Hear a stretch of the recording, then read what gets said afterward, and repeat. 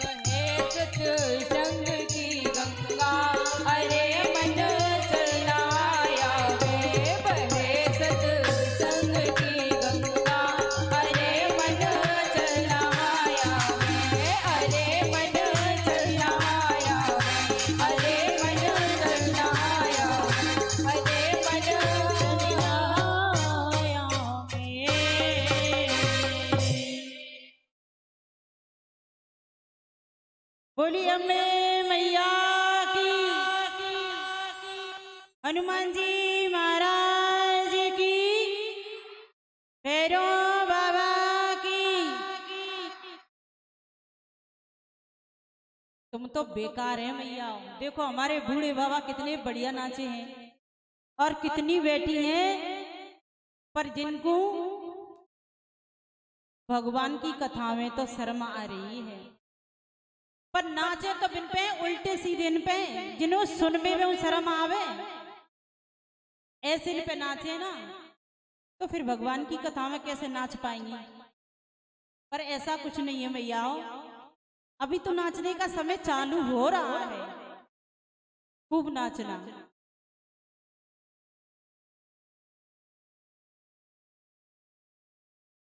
अब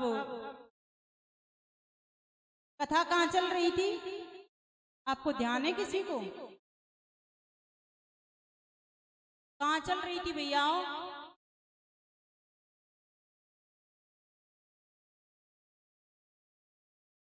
कहाँ चल रही थी, किसी को नहीं पता है।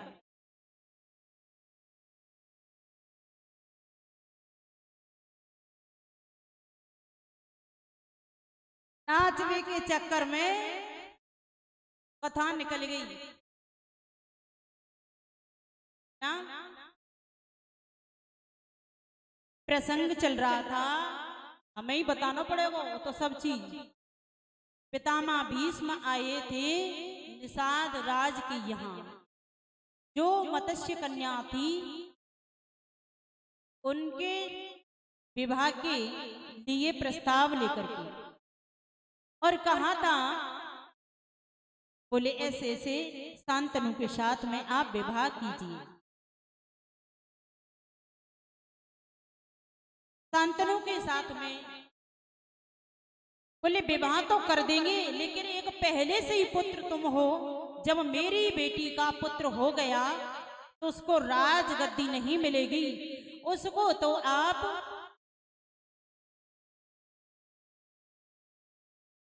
अपना दास बना करके रखेंगे, इसीलिए विवाह नहीं कर सकते। बोले नहीं, मैंने तो बचपन से प्रतिज्ञा की है, मैं विवाह नहीं करूंगा। जो भी आपकी बेटी की पुत्र होगा वही राजा बनेगा, मैं राजा नहीं, राज काज को मैं नहीं संभालूंगा। श्री जी महाराज ने सोनकादिक ऋषियों से कहा, बोले मुझे राज की कोई आकांक्षा नहीं है। पितामह भीष्म ने स्पष्ट मना किया। फिर उनकी जो कन्या थी उसका विवाह शांतनु के साथ में हुआ। जो पितामह भीष्म है ना, वो भी शांतनु के ही पुत्र हैं, लेकिन वो कौन से पुत्र हैं?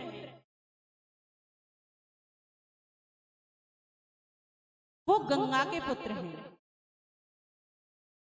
मां गंगा के पुत्र कहलाए पितामह भीष्म। ऋषियों ने कहा, बोले आपने वेदव्यास जी के जन्म की कथा सुनाई, उनके मां के जन्म की कथा सुनाई, बहुत अच्छा लगा, लेकिन आपने जो शांतनु राजा शांतनु की पत्नी थी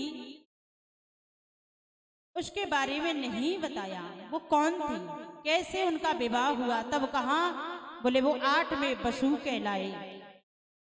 पितामह भीष्म थे, वो 8 में बसु के रूप में उत्पन्न हुए थे। पितामह भीष्म ने कहा, बोले चित्रांगद की मृत्यु के पश्चात उन्होंने विचित्र वीर को राजा बनाया। ज्येष्ठ पुत्र पितामह भीष्म थे, उन्होंने राज्य को नहीं संभाला और अपने दोनों पुत्र वधुओं से सत्यवती ने पुत्र उत्पन्न कराए।